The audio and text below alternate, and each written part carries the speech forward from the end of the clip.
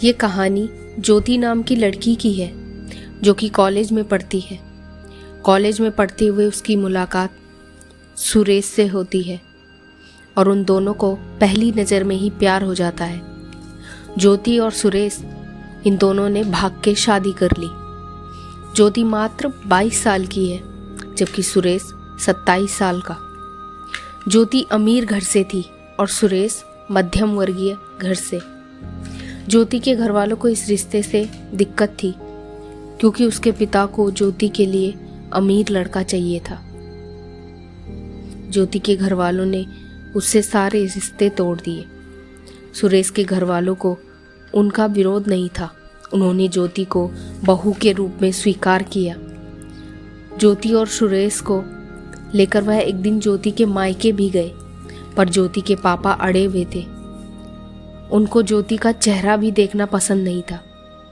धीरे धीरे ज्योति का सुरेश के घर में मन लगने लगा। ज्योति बड़े लाड प्यार से बड़ी हुई थी और उसे कोई भी काम की आदत नहीं थी, लेकिन उसकी सास ने उसे अपनी बेटी की तरह सब कुछ सिखाया।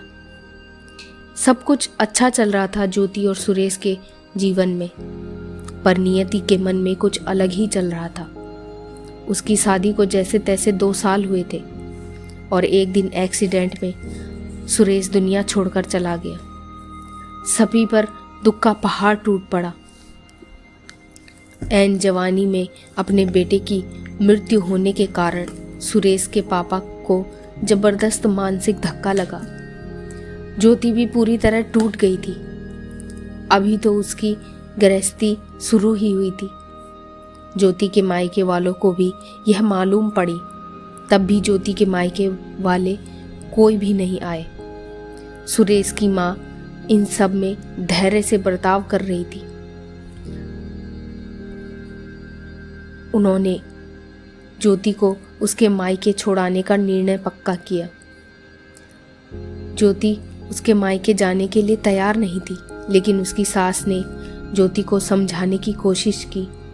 बेटी, तुम्हारे सामने पूरी जिंदगी पड़ी है, इसे बर्बाद मत करो। मैं बात करूंगी तुम्हारे माता पिता से। ज़रूरत पड़ी तो मैं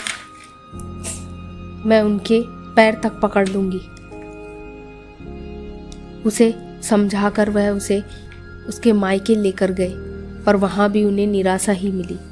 बल्कि उसके पापा ने ताने मारे कि अब बोझ बन गई तो इसे मुंह उठाकर यहाँ ले आए। उसके पापा गुस्से से बोले कि ये आपको बोझ लग रही है तो इसे किसी कुएं में ढकेल लो। सुरेश की माँ ने भी उन्हें खूब सुनाया कि हम तो किसी आस में यहाँ आए थे, पर हमें नहीं पता था कि आप लोगों के पास दिल ही नहीं है। तुम्हारे लिए तुम्हारी बेटी मर चुकी है, पर अब ये हमारी बेटी है। सुरेश के माँ पापा ज्योति को वापस घर ले आए। ज्योति के घर आने से घर के बाकी लोग थोड़े नाराज थे, पर ज्योति को कोई भी खुले मन से स्वीकारने को तैयार नहीं था। कुलक्षणी, अपशकुनी ऐसा बोलकर सुरेश की दादी उसे ताने दे रही थी। उस वक्त सुरेश के पापा की तबीयत भी खराब हो रही थी। यह सब ज्योति को सहन नहीं हो रहा था। उसने ठान लिया कि यहाँ से दूर निकल जाना चाहिए। एक दिन रात को जब सब सो रहे थे, तब ज्योति ने घर से निकलने की सोची, लेकिन उसकी सास जो जग रही थी, उन्होंने ज्योति को रोका और कहा, कहाँ जा रही हो? ज्योति ने कहा, माँ मुझे जाने दो, मैं अपशकुनी हूँ, मेरी ही वजह से ये सब हुआ। उसकी सास रोते हुए बोली, वह तो चला गया और अब तुम भी छोड़कर जा रही हो हमें। ज्योति, मैं तुम्हें तुम्हारे मायके इसलिए छोड़ने नहीं गई थी बेटा कि तुम मुझ पर बोझ थी, बल्कि इसलिए ले गई थी क्योंकि तुम्हारे सामने तुम्हारी पूरी जिंदगी है। किसी के चले जाने से हम जीना तो नहीं छोड़ सकते। यहाँ से ज़्यादा तुम वहाँ खुश रहोगी ऐसा सोचा था मैंने, पर जाने दो, जो हुआ सो हुआ। लेकिन अब तुम हिम्मत रखो, तुम तुम्हारी पढ़ाई पूरी करोगी। मैं तुम्हारे साथ हूँ और तुम्हारे पापा भी तुम्हारे साथ हैं। तुम्हारा दुख मैं अच्छे से समझ सकती हूँ, पर अब तुम्हें संभलना होगा।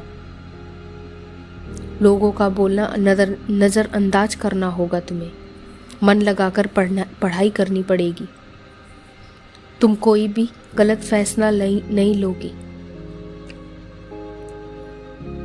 इसका मुझे वचन दो। मैंने मेरा जवान बेटा खोया है और अब बेटी को नहीं खोना चाहती। सास की ये बातें सुनकर ज्योति को रोना आ गया। उसने अपनी सास को गले लगाया। माँ, मैं कहीं नहीं जाऊंगी आपको छोड़कर। आप जैसा बोलोगी मैं वैसा ही करूंगी, ज्योति ने अपनी सास से रोते रोते कहा। ज्योति की सास भी मन भर के रोई और आगे ज्योति ने मन लगाकर पढ़ाई की। बहू नहीं, वह उस घर की बेटी बनी। बहुत सारे ताने, बुरी बातें उसने सुनी। हर एक राह पर उसकी सास और उसके ससुर उसके साथ थे। वो दोनों उसे हौसला देते थे। और फिर एक दिन ज्योति IAS अधिकारी बनी।